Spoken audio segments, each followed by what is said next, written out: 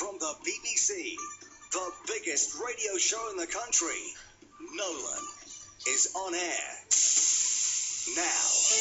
On the programme this morning, there was an incident in which a prison officer was shot. Did you shoot him? I'm not prepared to go any further than that. Why not? Because I'm not prepared to. Gerry Kelly facing the questions on the Maze escape as IRA passed and the Shankill bombing. Also on the programme, the voices of the victims, the week when grieving families shared their pain 20 years on from a truly appalling period in our history. And of course, all the stories that you bring to this programme every day of the week. The lines are open right now.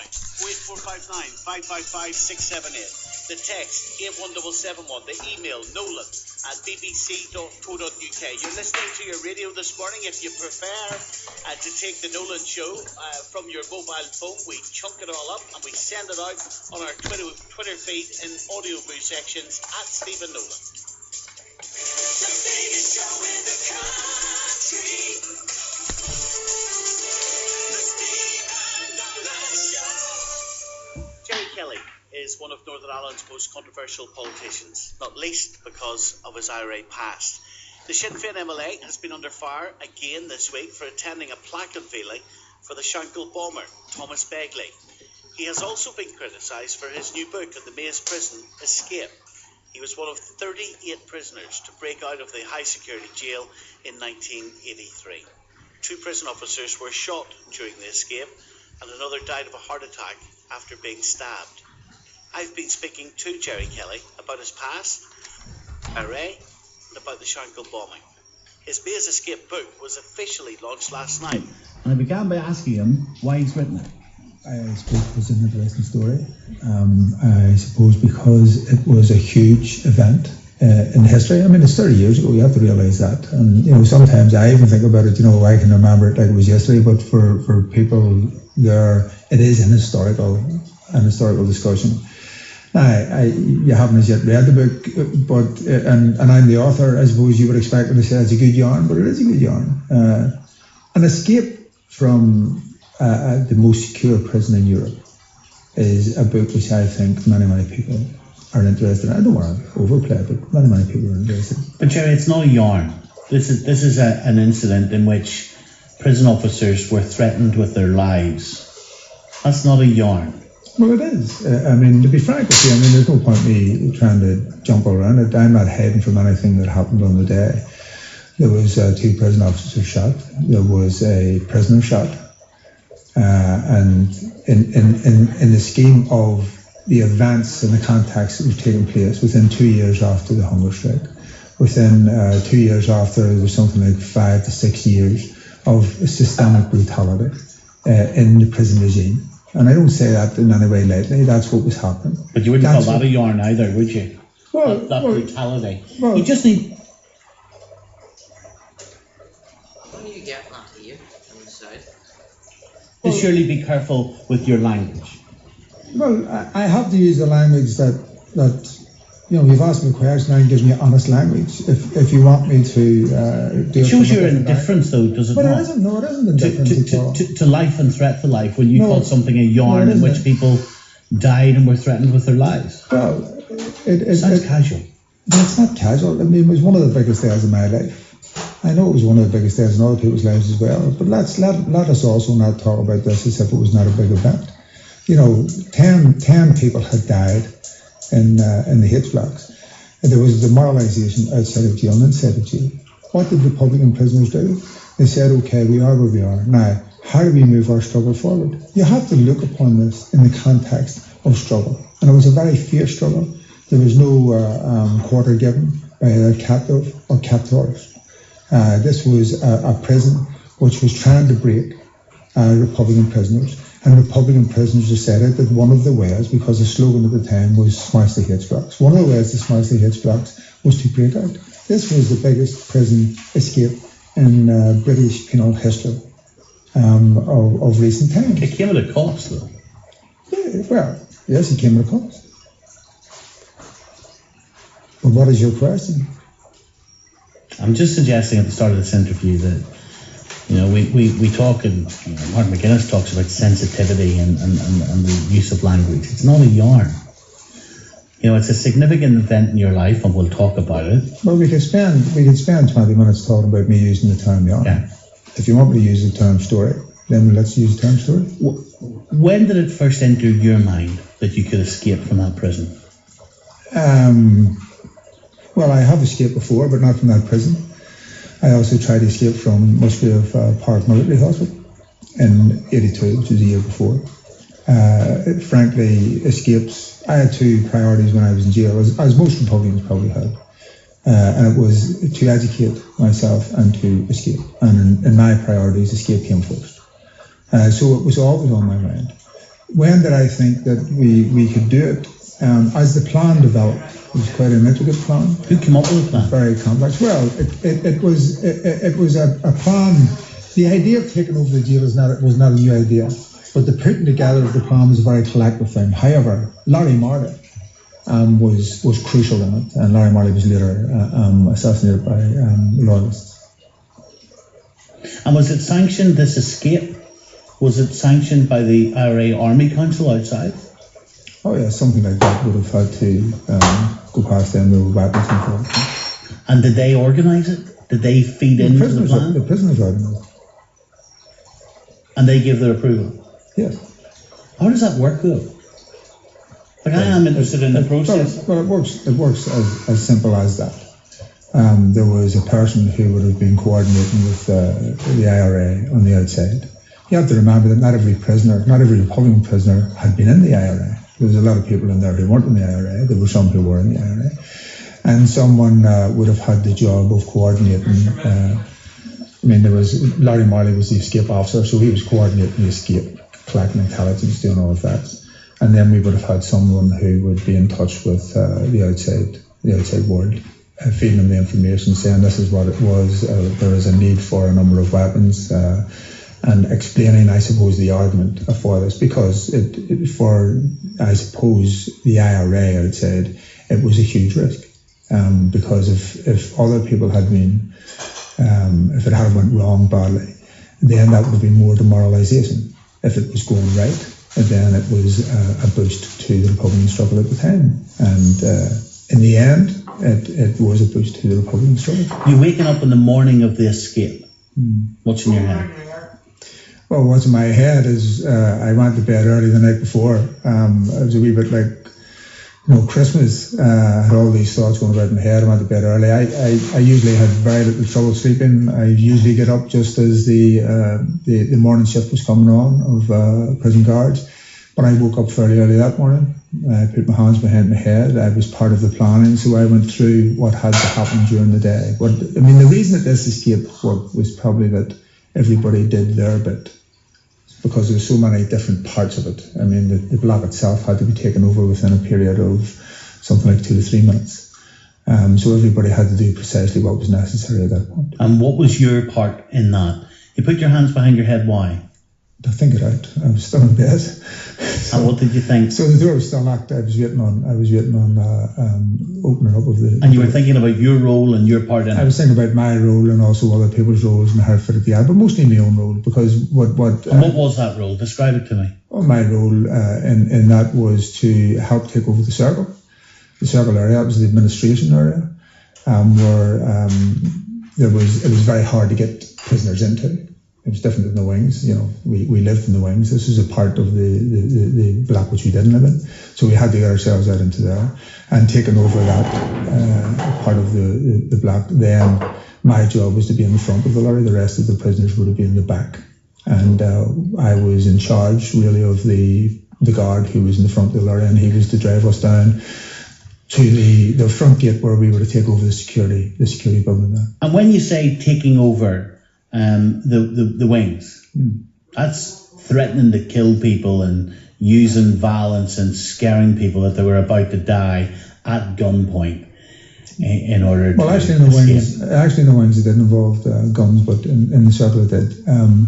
You said it was threatening to take over people. Yes, it was made very clear that this was an operation, that they should not interfere with it. And you'd kill them. Yes. That would be the threat. But you also have to understand, if you have read the book, you will understand that there was a psychology of the escape. And the psychology, remember, as I described earlier, this was an atmosphere of, there's no point describing any other way, of, anger and hatred between both sides, between the prisoners, and after all those protests and after the hunger strikes and all of that. So within that atmosphere, there had to be a psychology of the escape which would prevent any undue violence. So the psychology of the escape, and this was made clear to every single person, is use verbal aggression so that you do not have to use physical aggression. However, if physical aggression was needed either to protect a volunteer or to save the escape, then that should be used. Kill somebody if you have to. Well, that's not what was said, but that's what you meant. Well, in the scheme of things, if you want to put this in context, 38 prisoners involved in a mass escape. There actually could have been 126 prisoners, but the only people who were going out because of the danger in the escape was anyone who was doing more than 4 years, or more than 4 years left in their sentence. That's why it was 38 people. And the determination was to get out, yes. And remember, this was part of a struggle, part of a war, part of a conflict. I'll read from the book. Kelly put one hand in through the bars and pulled back the large bolt on the gate and swung the gate open. He now had an uninterrupted view and contact with the guard.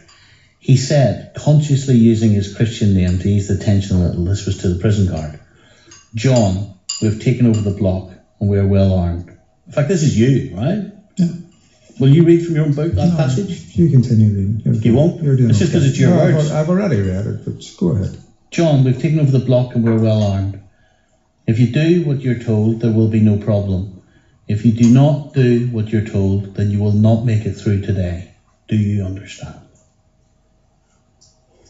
So you were going to kill him if he didn't follow your orders.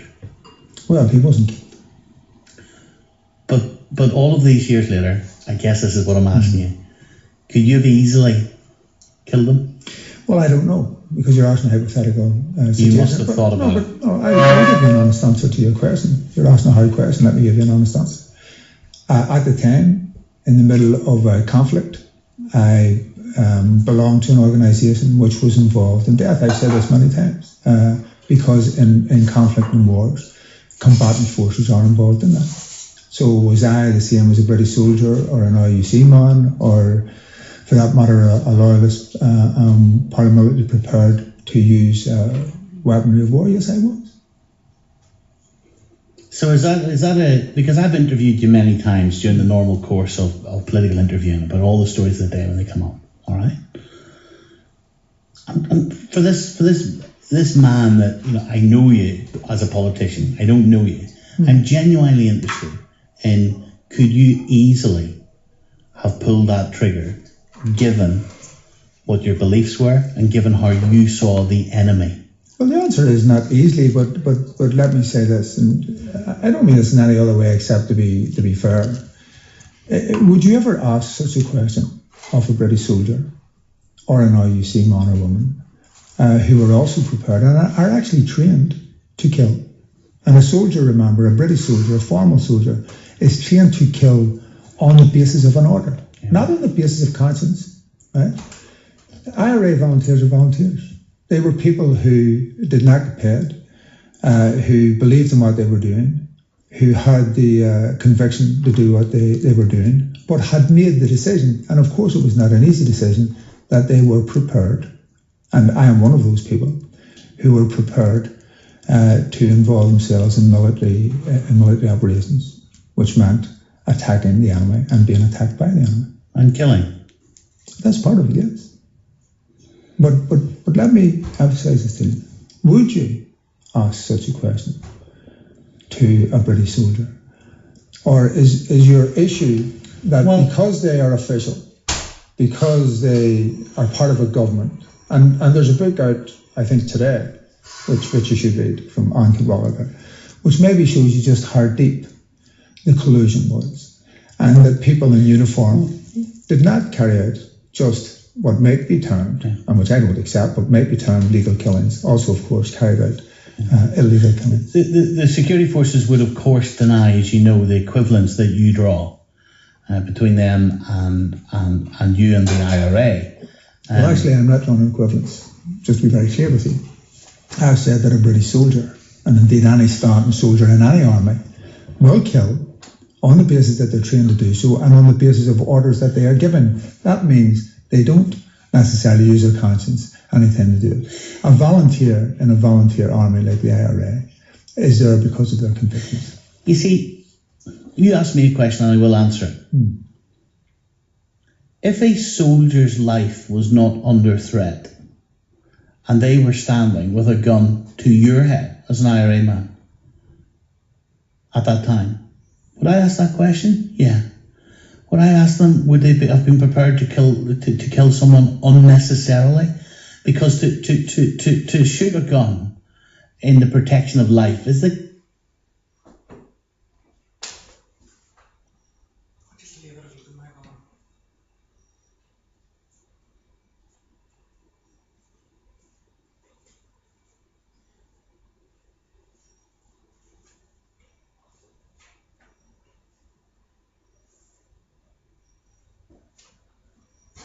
kind of threshold that a lot of society has drawn, that your life is under imminent threat, okay?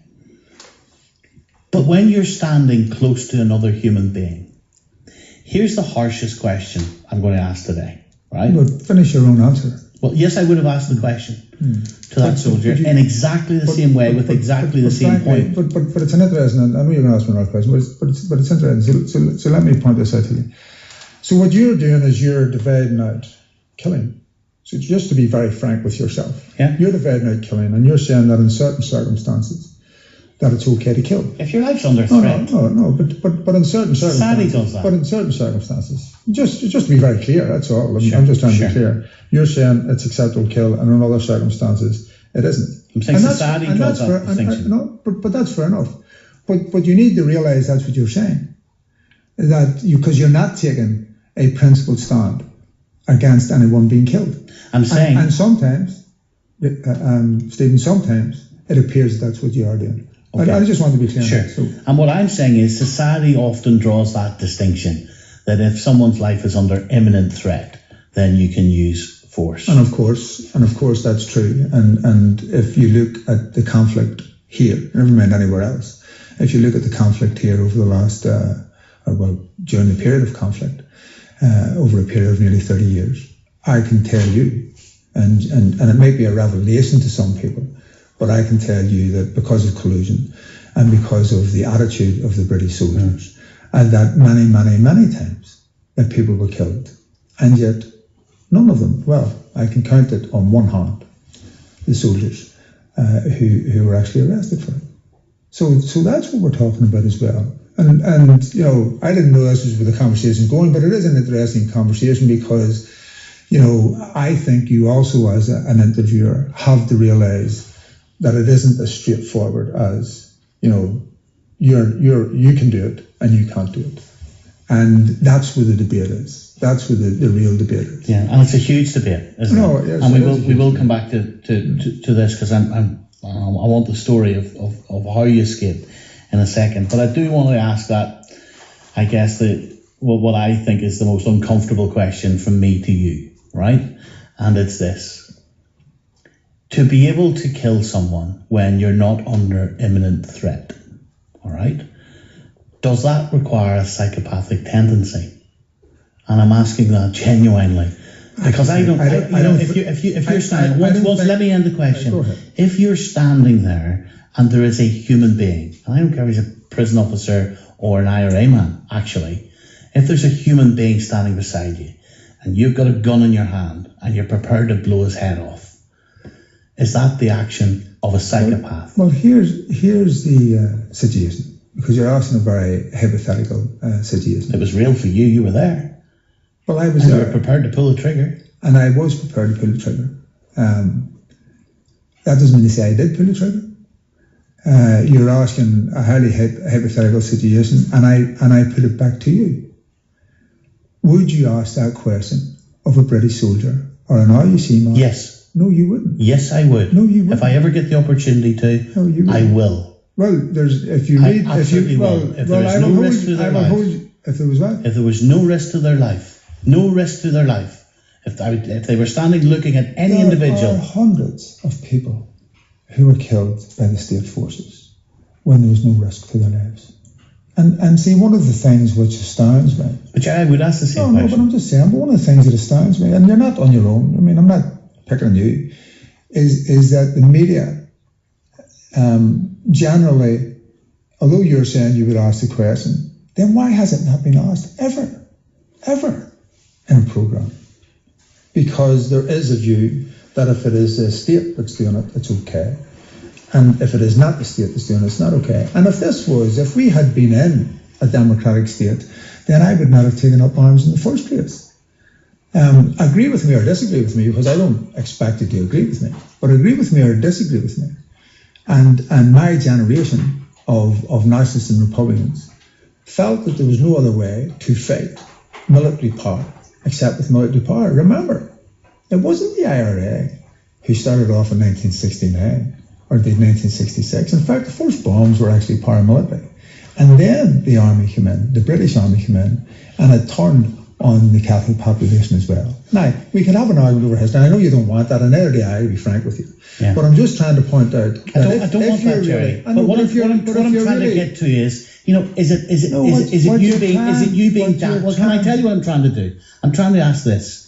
Is it you, as well as many other people in all different sides of communities, is it you being damaged by what has happened in Northern Ireland over so many years, that you are prepared to easily kill someone? Well, I'm not prepared to do that. You were? No, that's right. Do you recognise that that's you being damaged? Well, do you recognise that you could talk to a British soldier? Yes, but I'm asking you about you. But I'm just, yes, I know, but with due respect, what you're trying to do is you're trying to take a Republican, and you're trying to make, and it's me at this time, it might have been somebody else, you're trying to take a Republican, and you're trying to make out that in some way a Republican has a different psyche from most other people. No, I'm not. And what I'm trying to That's say to you, really unfair. No, it's not unfair. And what I'm trying to say to you is, I did a documentary in the Shangle Butchers, Gerry. No, I understand that. But if you have to, because you're a lot younger than me, so you weren't around at that time, or you wouldn't have understood it from the point of view of my generation. If you were around at that time, you did not waking up in the morning, right, and decide, I want to go out and shoot soldiers.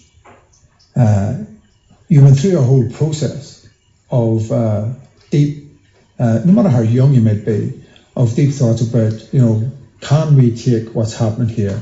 And Bloody Sunday is an example. Bloody Sunday had a fairly substantial effect on me, believe me, right? Are we prepared to take this anymore? Or are we prepared to fight mate with mate? That's the decision you make. So it's not an issue of, is somebody a psychopath or somebody not a psychopath? There are armies into their millions now throughout the world who are trained to kill, which means they are prepared to kill. Are you saying that they are all psychopaths? Because I'm not, and I fought someone. So your basis of moving towards this is the wrong basis. So that's my answer to you in terms of all of that. So if you're asking, am I a psychopath? Clearly I'm not. If you're asking today, I believe as much and more in the peace and in the negotiations. And I think I've proved that. Maybe unionists don't accept that, but I think I've proved it. And I am as committed to it as I was. And I was a committed volunteer when I was young in the Irish Republican Army. Let's come back to the then question. When you said to this prison officer, if you do what you're told, there will be no problem. If you do not do what you're told, then you will not make it through today. Do you understand? What did he do? He got down on the floor and he did exactly what he was told. And I was very relieved. And what happened? You moved where? He got on the floor. Where did you move to? What did that give you access to? Well, forgive me, but let me cut this short for you. Okay. There was an incident after that, and there was a number of people in the circle area who were prisoners. And John Adams, the prison officer. The circle area, because remember, my knowledge of this isn't well, the circle area is the administration that's the area. main area in the main prison. Area, and this control room, which is the control room, and a number of other rooms are on this. And that's circle. the key area to get outside. That's the key area. If you have to control the block, you have to control that area, which is why the first move was in the circle area. And there was an incident in which a prison officer, John Adams, was shot.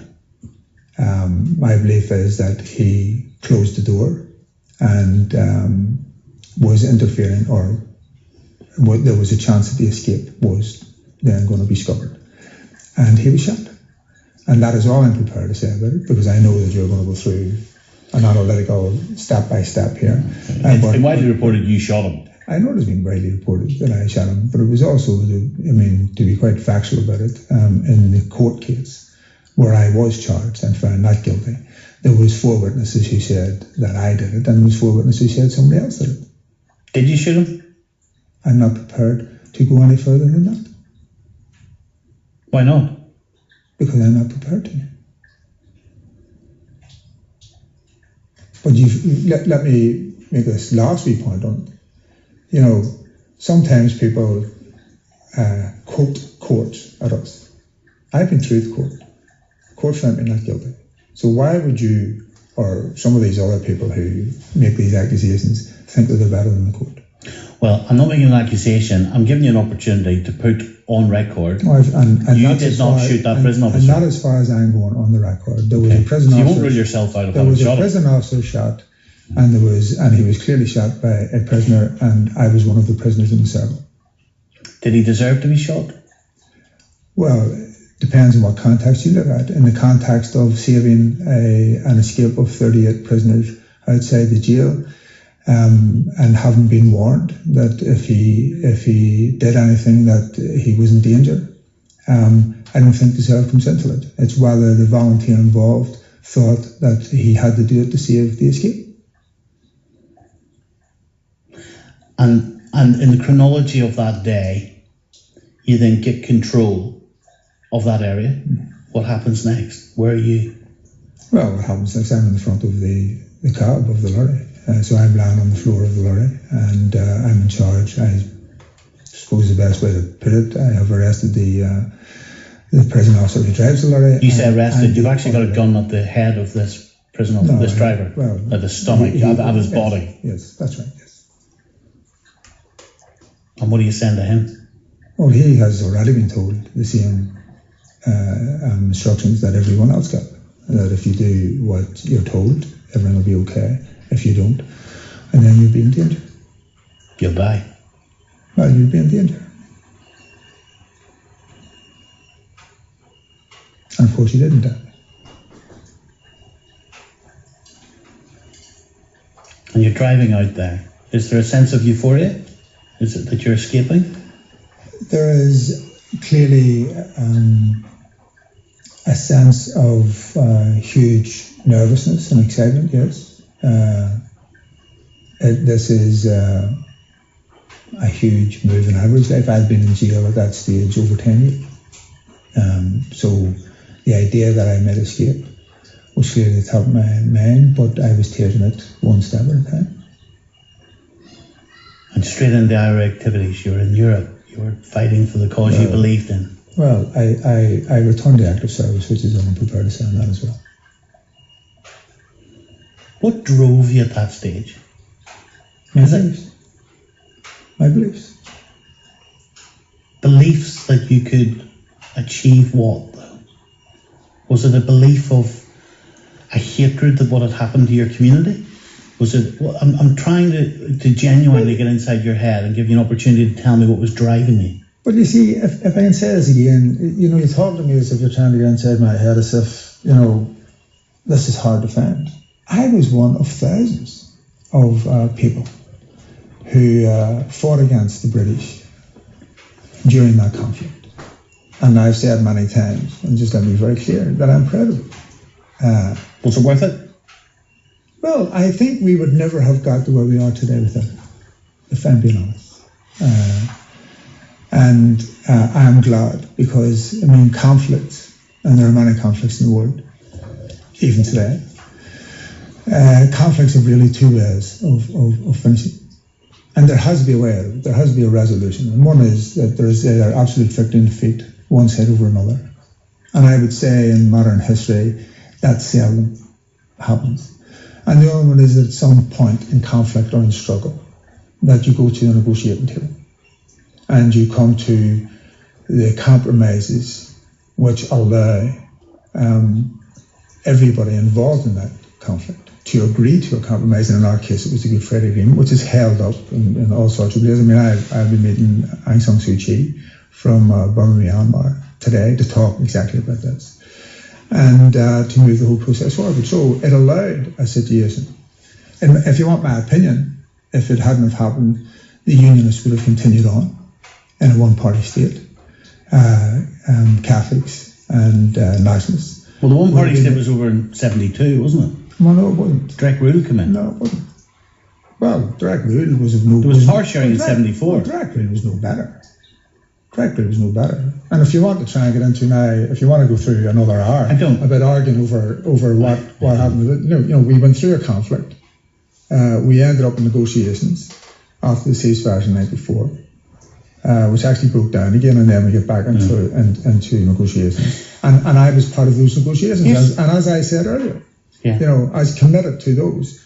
Because if you don't have absolute victory and defeat, then you have to find the way forward with your opponents and enemies. Here's what I'd rather spend the last few minutes, right, talking about today. There's a to be fair to you, you always front up in this programme, you always go onto this programme, you always say it as it is from you, fair play. There's got to be some way in Northern Ireland, and I would like your thoughts on this. How do we get to a stage where the people who absolutely despise what your perspective is on what happened in the past are prepared to listen and accept it's your perspective, and that you're prepared to understand, but go beyond understanding, try to do as little as possible to hurt them and acknowledge their hurt? Well, and that's one of the biggest questions Northern Ireland currently faces. Absolutely, and again, if I could say this, isn't it as resonant, and I understand you're asking me, and I'm the Republican, I'm the one who's sitting in front of you. But you see, you have to ask the same question in the same manner. I would. I mean, there's a statement out today from the ex-police officers, ex-RUC, who are saying they will not cooperate with the Ombudsman anymore. Right, so this is ex-state forces who feel emboldened enough to make a public statement that they will not cooperate with the police ombudsman, which is a statutory body, which is part of the negotiations. So you have to understand that it goes both ways in terms of all of that. But for you playing your part, I know, and I understand that as well. I'm one of the representatives in North Belfast. I do talk to the other political representatives. I talk to community groups. It may surprise you to know that I talk cross community as well, because I understand there's an image which sits around me. But the way to do it, and I don't want to oversimplify this, but the first way to do it is through dialogue. And I'm up for dialogue with anybody. I've said this time and time again. Now, there are people who I think are absolutely wrong.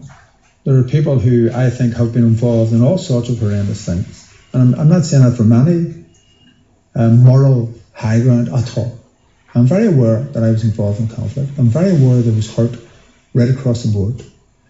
And I'm very aware that when I speak sometimes about volunteers who died or other things that happened, that can affect other people, that it can hurt other people. And in honesty, because you've asked the question, in honesty, can we ever get a situation where people will not be hurt by what other people say? I'm not sure we can, but can we diminish it? Can we bring it down to a situation where there is an acceptable conversation which can be had, that we can use acceptable language across the board? And I need to say this. Then I do believe, we're in the Haas talks. That's what we want out of the Haas talks. Yeah. We want if you like, a truth process, which allows, because one thing everybody agrees, all victims and survivors right across the board agree, is that they want the truth. So what they want to do with the truth is an entirely different But part process. of that truth would be who shot that prison officer in the face. And in fairness, if we have a process which involves everybody, all combatant forces, which involves remember the British government, then I have also said publicly, I will be part of that. I will be first in. There's no problem. You see, But trying to isolate it on a programme like yours and saying, well, let Gerry Kelly give all that he did. I'm not doing that. You know, We're talking to you today because you're plugging this book today. Theoretically, I'm saying it. You know, just that you try and get it sort of one person, well, you do it and then see if the others follow. We're nearly done here, but here we are in a week in Northern Ireland in which you and I are doing this interview together, and it is a week, and I know you heard some of it, in which the victims of the Shankill bombing were expressing their deep, profound pain. Are we not even close to a stage, Gerry, where someone like you might think to yourself that actually unveiling a plaque to someone that planted the bomb, could it be done in a less high-profile way? And it's the word that Martin McGuinness used in his tweet: sensitivity. Who could not be moved by the outpourings of grief 20 years later of the horrendous day that an IRA bomb went off and killed that many innocent people? So could you tell me, for those people that don't know you, in what way you were moved when you saw those families grieving? What was going through your head when people like me were talking, families were talking about a 7-year-old child, a 13-year-old child? I tell you, because I've never heard this from you before. Are you moved by that? Of course I'm moved. In what way? But let me tell you this, and you see, and the difficulty in this conversation, and I will answer the question. The difficulty in the conversation is that there is an assumption in the question, and I'm going to answer the question. There is an assumption in the question that, and I've lost family and friends as well, that in some way Republicans don't feel. You know, there's an assumption that I would not have the experience of having lost someone close to me.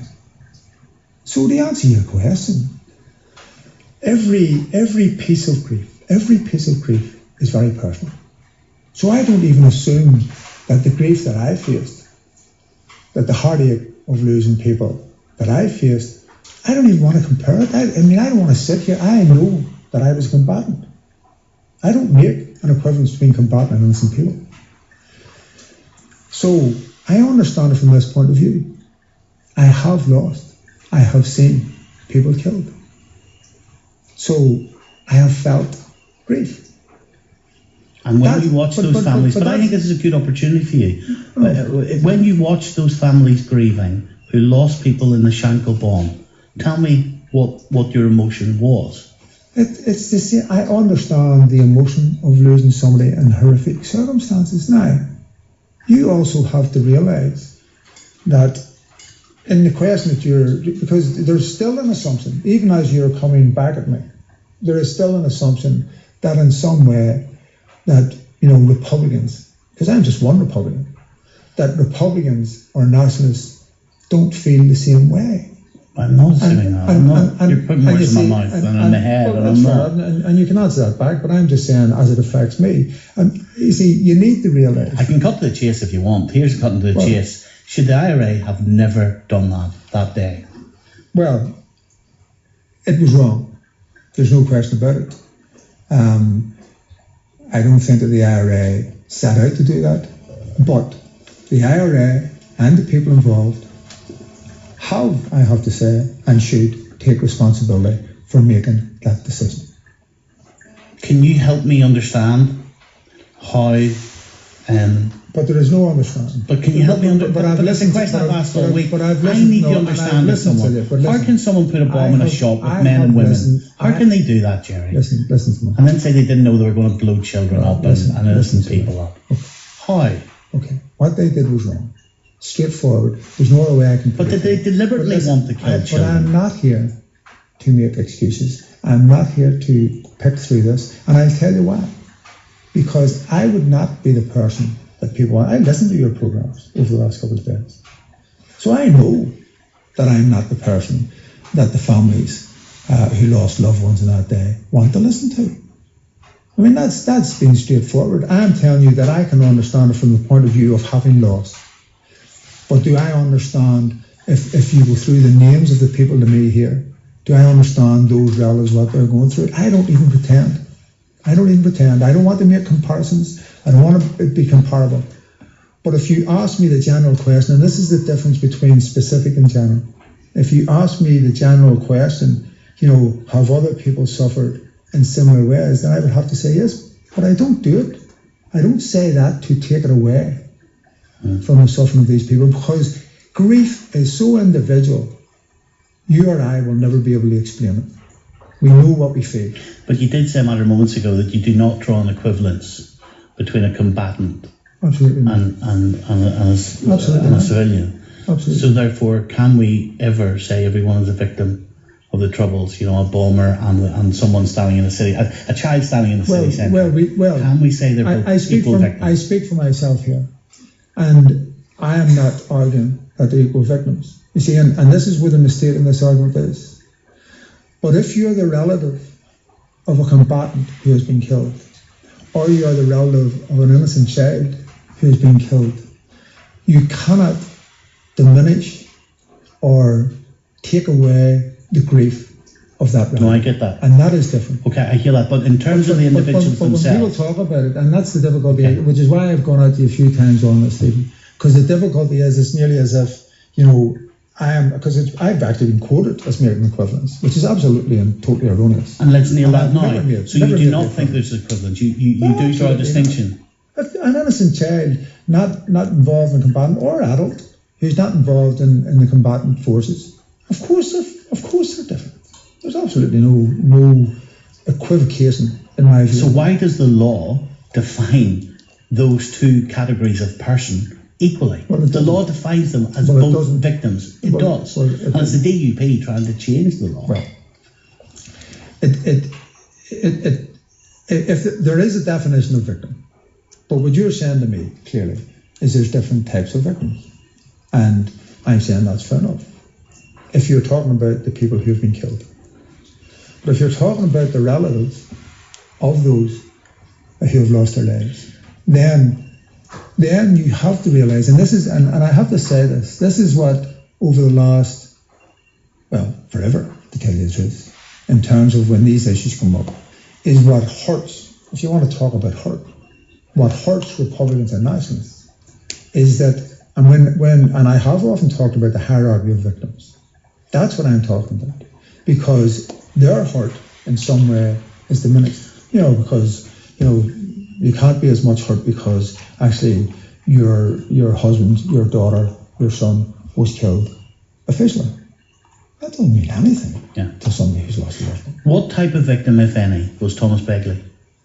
Well, I'm not going to go any further into this because, I have listened to your programs over the last few days, and you end up insulting. I don't mean you. I mean, it ends up. I'm trying to give you an opportunity to explain. I understand. Some people from your community will say, I don't give your community an opportunity to say how they feel. That's the purpose of that question. You were at the plaque unveiling. That's it. What type of victim, if any, was Begley? Well, Thomas Begley. Thomas Begley was a person who was also killed on that day. He was a combatant, and that's the type of victim he is. He is a combatant. He joined as a young man, as I did. He joined the IRA. He was sent out that day to carry out that action, and he did it.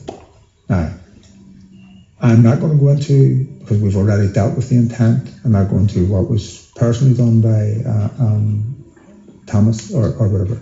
But does his family and friends have the right to mourn him? Yes, they do. Finally, and this is the last question, this is the final question, and thank you for staying so long. The book is called The Escape, The Inside Story of the 1983 escape from Longkesh prison. And that is a moment in time, so many years ago. Do you think, and this is the final question, do you think, Gerry, that we are getting any closer to things being better in Northern Ireland? There's been a significant tension. You used the word crisis, I'm not trying to get into that again. Are we going to a better place? Or are we deteriorating? Oh no, I think we're going to a better place. I mean, despite the difficulties, and there are huge difficulties,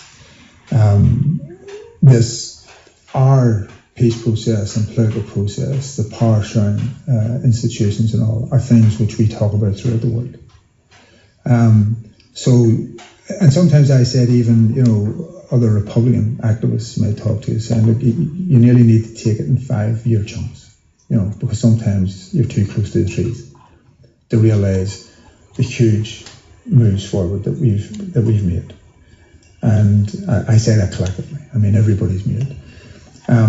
But nobody said it was going to be easy. I mean, the reason that you have to have an agreement, just bear this in mind, if we all got on okay and if we all knew where we were going, we wouldn't have had the health agreement. You have an agreement or a contract on the basis that there's mistrust, and upon that structure, you then build trust. And sometimes it's 3 steps forward and 2 steps back, all of that. But are we moving ahead? Yes, we're moving ahead. Are we ever going to go back? No, we're not going back. But at times it is frustratingly difficult to move the process forward. And I mean, speaking personally again, or speaking as a Republican, I want the process to move forward. I want to move away from the type of lower level conflict that we're in at the minute, if you can put it that way, or the flags, protests, all of that. I hope that we can work a structure out within the House talks, which allows us to deal with this huge issue, and it is a huge issue of legacy. He's not going to be the magic bullet, is he? No, he isn't. You're right. And he's not going to be the miracle man. But what happened in the Good Friday Agreement, remember, which I said a few moments ago, is that what did it achieve? It wasn't a resolution. What it achieved was a structure upon which we can move forward. It showed a political way forward. It said we can achieve, and this is right across the board, you can achieve what you want to achieve through political means. And I'm absolutely and totally wed to that. And so is Sinn Féin. Gerry, thank you. Okay, now, of course, on this programme, we were very aware that we're going to come under a fair amount of criticism, intense criticism, for broadcasting that interview. We think it's the right thing to do. Obviously we do, because we broadcast it. Because Gerry Kelly is a senior member of the Legislative Assembly. It is right that you hear what he stands for. It is right that you can support him or criticise him. It is right that you can ask questions about some of what you heard there today, which is what is happening right now. William, good morning. Stephen, good morning. The number this morning, 08459 555 678. Lots of territory in there. What's your view, William? Basically, Stephen, he asked you the question so as you can ask Gerry Kelly. In the Bloody Sunday inquiry, all the senior officers from the grade right up were held accountable for the Bloody Sunday, as the Nationalist Committee would call it, or Sinn Féin, or I would call it, murders. Okay? And that, from the legal system, they want these people charged with murder. Although they didn't pull the trigger themselves, they want these people charged with murder. My question to you or to Gerry Kelly today is that on your show, obviously your show's recorded, so he can't deny that he said this, okay? When John Adams was shot, the prison officer, okay, he said that he was in charge of that operation. So if he was in charge of that operation... I don't think Gerry Kelly did say he was in charge of the operation, actually. He did say he was in charge of the operation. Now, it's on your show. Your show's recorded, and you can... He called himself one of the leaders. No, Stephen. If you rewind your show, okay, and you listen to what Gerry Kelly said, word for word, he says, I was in charge of the operation on that day. That's exactly what he said. Now, your show does not lie. It's recorded. You can rewind it, and you can hear what Gerry Kelly said. He was in charge of that operation on that day, so he can't be held accountable for the shooting of John Adams, the prison officer. Am I correct? What would you like to see happen? Well, you can't have legal justice for one person and a different legal justice for a different person. So Gerry Kelly today has admitted that he was in charge of the operation, so therefore he had to give the order for the shooting, or he done the shooting himself. There's two ways you can look at that. Would that not be fair to say? In Gerry Kelly's own words, I was in charge of the operation, the prison officer was shot, so therefore when it goes to the highest level, I was in charge. I said that in your show. even you rewind that and you let the people, in my view, maybe some people missed what he said, but He also said that it went to court and he was found not guilty.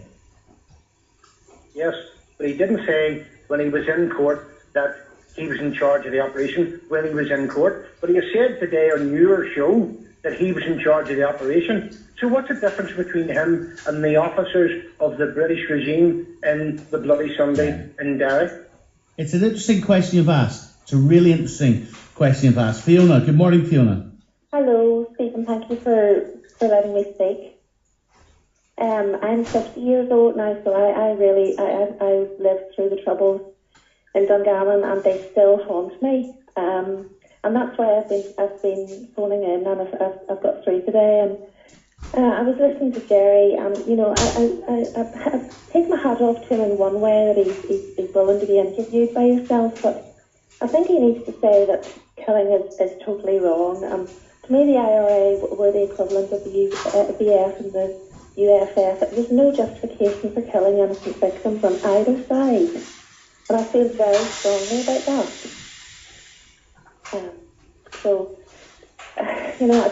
I thank you for letting me speak today, Stephen, because... What effect did that interview have on you? What did you hear that had the most impact on you and what he said? Two things, I think first of all, I respect him for coming on and for owning up to the fact that he was part of an IRA combat ants group. And secondly, I'm very disappointed that he didn't say that it was wrong and it should have been done a different way. But killing is never the right way. He clearly doesn't believe that. He doesn't. He's proud of his IRA past. He clearly doesn't believe that. That worries me. He said the Shankill bomb was wrong. Yes. I think these people who were involved, that are now involved in government and were involved in killing people, need to stand up and be counted and say what we did was wrong. Okay, listen, thank you. Jim Wilson. Morning, Jim. Morning, Stephen. What are your thoughts? Well, it's very interesting to see that after you tried to get Gerry Kelly and the Sinn Féin on to deal with the Shankill bombing, that he comes on another issue, and it was good that you were actually able to toss him. But it's one of the things that I find strange from Sinn Féin is the truth process that they're talking about. Because we have Gerry Adams, who was never a member of the IRA. The first question would be in the truth process, were you a member of the IRA? And then that tells that. But I don't want to be negative, Stephen. I've listened all week to your programme and I've tried to get on a few times. What I do take out of this week, if there's anything come out of this week, listen to your programme, it's one thing, is that dealing with the past is something that we must, dealing with the past, is something that we must do, because every time there's an anniversary it comes up, and then we have the pain and hurt of those people relived again. Now, I was on the Shankill Road at that, and I've seen the pain in people's faces. We don't want to foist that on our people forever. See, the children, we're starting to poison our children with the past, because we need to turn around and have a system that gets us all together and gets us in a room and gets us to make a decision on how we put closure to what the past was. We're regurgitating it every time. We're constantly hammering at each other, and we can't do this because it's just poison. It's poison in our society. We need to find ways forward with each other to try and move this process. You're someone from a loyalist background with a loyalist past. That's the context in which you're saying this. I can say one thing. I'm proud of being a loyalist. I'm not proud of some of the things that happened in the conflict with what loyalists done. And likewise, Republicans should be the same. But we must understand what, and listen to what Martin McGuinness says, sensitivity. I would not like to be a loyalist who would turn around and evaluate something that hurt that community. Some people would argue how you deal with the past is to close it down. Well, Stephen, you see, you can't. There's victims out there who want one of three things, in my estimation. I believe victims either want one of three things. They want closure, right? They want justice, or they want vengeance or revenge. Now, one of the first two you can give them, but you can't give them vengeance or revenge. And I understand people who have hate in their heart and who can't stand loyalism or republicanism for what happened, but it happened. We can't take away that happened. Jim, thank you. Here's Rosemary next. Morning, Rosemary. Good morning, Stephen. Go ahead. Well, I thought the interview was very open, very truthful.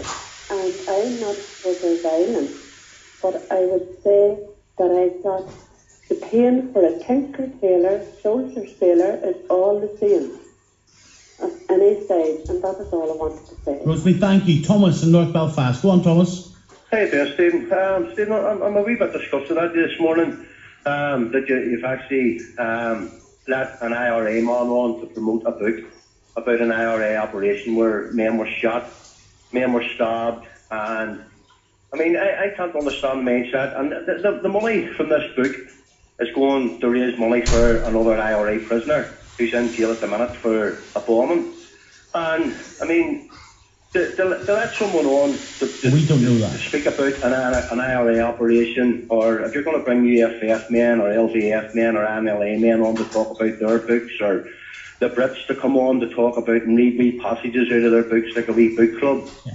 I mean, I don't Well, here's the difference. After yesterday's show, Stephen, after yesterday's show, where you had men on from both sides of the community whose family were murdered by both the IRA and UFF, did you have an IRA man on there talking about his book? Well, and let me try to help you understand what at least some of the thought processes were in our team. He was not just an IRA man, he is an MLA. He does have a mandate. The inner thinking, an opportunity to uncover some of the inner thinking of one of the most senior members of Sinn Féin, so that people like you can challenge it, so that people like you can try to listen to it and either understand it or absolutely condemn it, so that Gerry Kelly can be challenged about, how easy it was for him to contemplate just blowing someone's head off. So that Gerry Kelly can be challenged about standing and building a plaque for a child killer. That's what Begley was. Well, Stephen, the thing is, that's Stephen, why I interviewed him. Say to the community, had people who went out and done things that they probably wouldn't have done, and that includes Republicans. Okay. And it includes. Thomas, we've got to stop the news. It's the only reason why I'm stopping. You've got to stop the news. 08459 555 678. Let's get the 10 o'clock news. On 92 to 95 FM and 1341 medium wave. This to the interview with Gerry Kelly.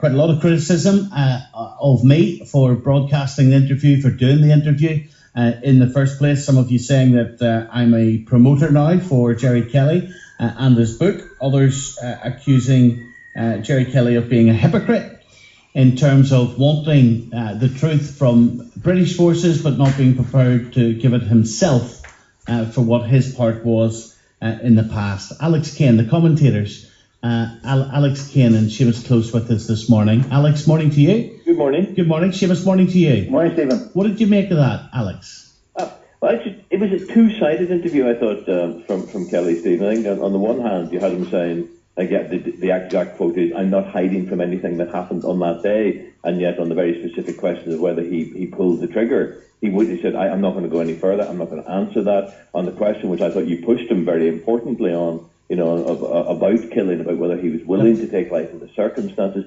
again, that became terribly nuanced. It became terribly vague. Searching for the equivalent, saying, would you ask the same question of an RUC or UDR or a British soldier or anything? This desperate search, not only on Kelly personally, but the IRA in particular, to find this sort of equivalent. And yet, when you pushed him onto the wider subject of the IRA campaign, I think you actually said, was it worth it? Now, then he becomes very loquacious. It's, I'm proud of what I did. We changed Northern Ireland. We changed this. We changed that. So you raised a question. It was an interesting question, Stephen, right at the heart of that interview. You used the word psychopath. Now, I'm not a medical expert, but it's quite true that in the two sides, the two versions we heard of Gerry Kelly there were two different men appear, and all the people who say about whether you can get truth in these circumstances. One of your callers, I think, summed it up exactly. You cannot and never will get a truth process when key players, and I think that's why you had to interview him, when key players like Gerry Kelly seem only capable of telling the truth on certain issues, but not on the really deeply personal, psychological stuff. He shied away from most of that. Seamus?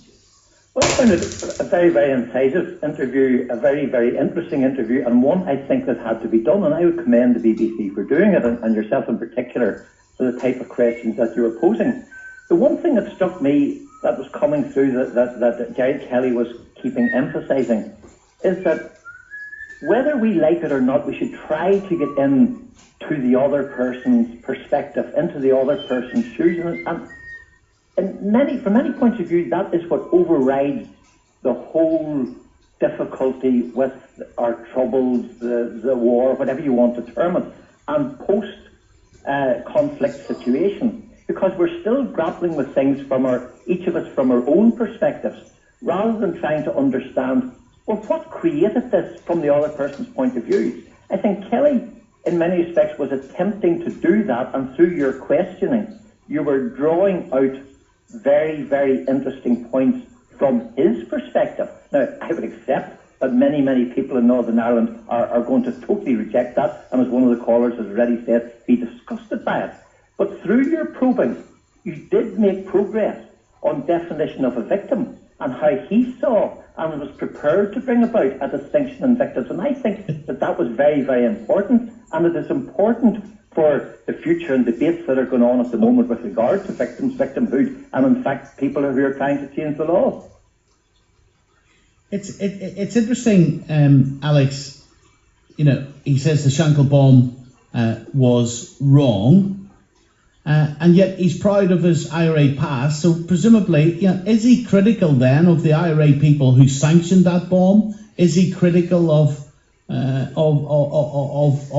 Begley and Kelly for carrying the bomb into the shop? Well, clearly not, because he went to the unveiling of the plaque for Thomas Begley with Sean Kelly there standing beside him. Yep. So how does that add up? I think there's a huge difficulty here, Stephen, and it's not just for Kelly. And I agree with Seamus. I think it was an important interview, and I think you were right to do it. And but I think there's significant criticism coming into this programme this morning. Look, if you'd done an interview, a similar interview with somebody from the loyalist side, you would still get it. It doesn't. In that sense, it doesn't matter. It goes to the territory of what you do. It was an interview that his voice had to be heard, whether we like it or not. He is an MLA. He is elected. Sinn Féin are the second biggest party. You cannot say, well, we're not talking to certain people. But in terms of Kelly personally, and I think this again gets into the psychology of the IRA. These guys, when they got involved in this, we'll go back to 1969, 1970, when the provisionals were set up. These guys lifted the torch because they regarded the old IRA as having sold out, as having given up, because they recognised the Dáil, because they recognised the Northern Ireland state. These guys committed themselves to continuing the battle for unity. And the irony of this is, yes, Gerry Kelly did escape from the maze, but where's he ended up? He's ended up in Stormont, sitting in government with the unionists. And when you ask that question, in terms of the IRA and Gerry Kelly personally, was it worth it? Believe me, Stephen, they have to find a reason why it was worth it. They have to explain to their people. They have to explain to themselves. After 40 years of this campaign, after 40 years of the struggle, of the imprisonment, of the hunger strikes, of everything they had to do, they have to explain how somehow they're still in the United Kingdom, Northern Ireland still exists, they're in Stormont, they're sharing power with unionists. They cannot actually ever say the words, no, that was a mistake, that was wrong, maybe we should have reconsidered it. It is the rewriting of history. They are now getting to the stage where they have to justify every single thing they did, because the reality is, whether they like it or not, much of what was changed, you said yourself about Stormont had been done away with in 1972. A lot of the socio-economic changes, the Equality Commission, the Housing Executive, that was done through pressure from the SDLP, from the civil rights. If you want the really brutal truth, if the IRA were serious about a united Ireland, if Sinn Féin was serious about creating the better, reconciled, peaceful Ireland, they actually spent 30 years undermining their own basic plan, because they made it impossible for even the most liberal unionists, for even the most open-minded, generously spirited unionists to actually take them seriously. Okay. There's also been quite a lot of reaction when Gerry Kelly was asked if he shot the prison officer in the face, because I guess for anybody to be able to do that act alone, it says something about that individual. Seamus Close, we will get your reaction and you, Alex, in a second. Let's just remind ourselves how this unfolded during the interview earlier. There was an incident in which a prison officer, John Adams, was shot. My belief is that he closed the door and was interfering, or there was a chance that the escape was then going to be discovered. And he was shot. And that is all I'm prepared to say about it, because I know that you're going to go through an analytical step by step here. It's been widely reported you shot him. I know it has been widely reported that I shot him, but it was also, to be quite factual about it, in the court case where I was charged and found not guilty, there was 4 witnesses who said that I did it, and there was 4 witnesses who said somebody else did it. Did you shoot him? I'm not prepared to go any further than that. Why not? Because I'm not prepared to. Seamus? If I was a relative of that prison officer, I would be disgusted with the kind of dismissive reply that we got there. But not only that, from the tone of voice that delivered that dismissive reply. But I'm not a relative of the prison officer. And then trying to analyse that and say, well, why was that answer given? I think if you put a similar question to anyone who had been through a court system, and the court system which we all stand up allegedly behind, and they had come to a conclusion, that was the result of a legal case. And therefore anyone in those conditions, even if they were guilty, is not going to come out and say that the court was wrong. They're going to accept the court decision.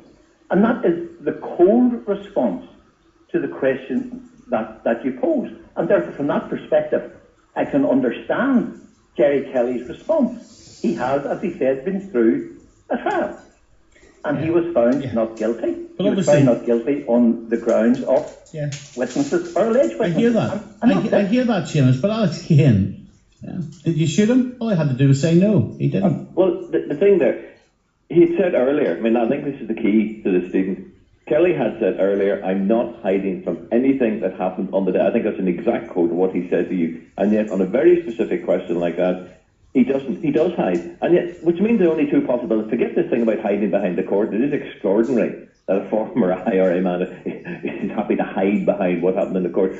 Either he shot the prison officer, or he didn't, and he knows who did. He's entitled to due process, though, and he's entitled to quote a court ruling that he was not guilty. No, that's not the question. If you're talking about the truth, if you're talking about a truth process, if you're talking about people being absolutely frank about what their role in that moment was, the very fact that he's not willing to tell the absolute, what's he got to lose by telling it? If he did shoot him, and if he didn't shoot him, why not deny it and say quite specifically, I did not shoot him. Let's get this quite clear. The court says, I did not shoot him. None of that, it's the old thing. And I'm sorry, Steve, I accept that maybe he thinks that it's okay to nuance it, but for an awful lot of people listening to what he said today, and I know it always comes down to an us and them debate, but for an awful lot of people listening to him today, it will look like, oh, there he goes again. He's asked a direct question by Stephen. He's unwilling to answer. Why is he unwilling to? Is he covering for something else? And Seamus, how truthful is the rest of the book then? If he says he's not going to hide from anything, how truthful is everything else in the book? What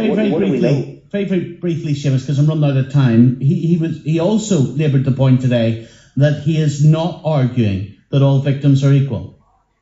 That is correct. He has drawn a distinction there, and I think that is a very important step forward. But again, it comes back to we've got to be sensitive enough, and we've got to be growing up enough to look at victims from each other's perspective. If we're going to move forward as a society united together, we have got to try to get ourselves beyond the them and us situation, where they're always wrong, we're always right, whoever they are and whoever we are. The two sides of the conflict, it's going to bring us nowhere. We've been through it all. Are we going to get truth, and are we going to get to a situation of truth? Unfortunately, I don't think so. Oh, that it were different. Oh, that we didn't have to have people dragged through courts to try to get admissions, be that from terrorists, be that from governments, be that from police, be that from whoever. If we could learn to tell the truth at day one, then we wouldn't be in the situation that we're currently in, and the situation that unfortunately is going to pertain for some time into the future. Okay, listen, Seamus and Alex, thank you very much indeed. Thank you. George is on the line. Morning, George. Morning, Stephen. Unfortunately, we run out of time today. But yes, a couple of points, Stephen. Obviously, your shows all this week. I disagree with the interview, but we'll not fall out over that. But your shows all week have obviously brought some comfort to some victims and some families this week. But on this day, when he was mentioning that prison officer, I think we should maybe think about the prison officer's family if they're listening. You know, and that's my first point. My second point is he alluded to, and this is what they need to explain to the unionist community and certain members of the nationalist community as well. He alluded 3 or 4 times in the interview that he was in a war, he was a combatant in a war facing an opposing army.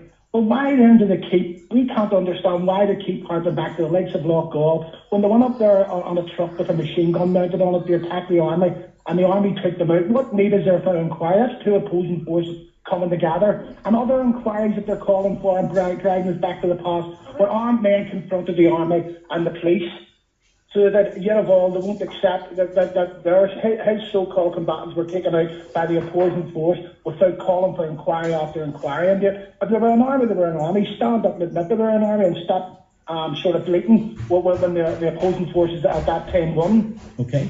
George, thank you. Gerry, morning, Gerry. Morning, Stephen. There's a couple of points I want to touch on. You need you to be as quick as you can for me, because we are running out of time. Yeah, but I mean, I want to touch on what the interview was about, the book, but I want to point out to Alex Kane that Gerry Kelly actually said if there was a proper truth commission, he'd be first in the door, but he's not in isolation. When we talk about his past, that's one. William, the first one, all about the Bloody Sunday stuff, I'll tell him the difference between Gerry Kelly, who appeared in court over the shooting of the screw, and the prison officer.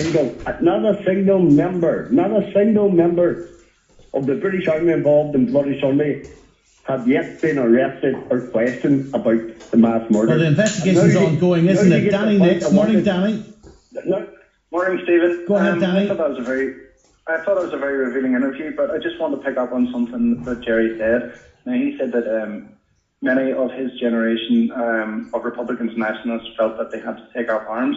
Well, in fact, that Sinn Féin and the IRA had been rejected by the majority of the nationalist community at the time. There was people like the SDLP, John Hume and Gerry Fitt, who were peacefully campaigning against these things, and they did stand up and, you know, they condemned the murderous IRA campaign that happened at the time here. But I do want to make the point as well that we are having a bizarre thing at the minute where murder is being commemorated, and this is wholly insensitive to the victims and the families at the minute.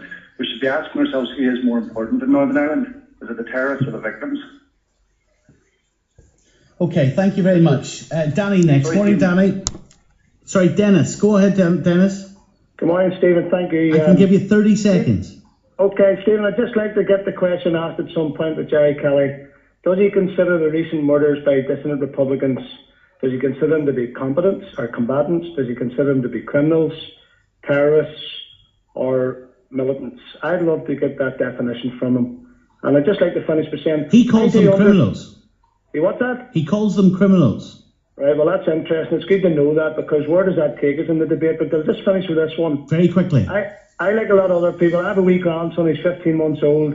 His father's from Nationalist West Belfast, his mother's from Lisburn. Okay. And when he grows up and he asks me, Granda, who was right, who was wrong, I'd love somebody to come back to me and tell me the answer. Okay, listen, thank you very much indeed. It has been a really painful week with the 20th anniversary of the Shankill bombing and the murders that followed it. Victims' families, they have been sharing their very personal memories and remembering the loved ones who were lost on this programme. And I want to thank every one of them for doing so. The week it's seen anger. It's included in that anger over a plaque memorial to one of the Shankill bombers. And it has ended with pleas for peace from victims of that awful week. I want to end this show today with a reminder of the painful memories that came this week. An IRA bomb attack without warning in a Belfast Protestant street kills 9 people and injures 57 more.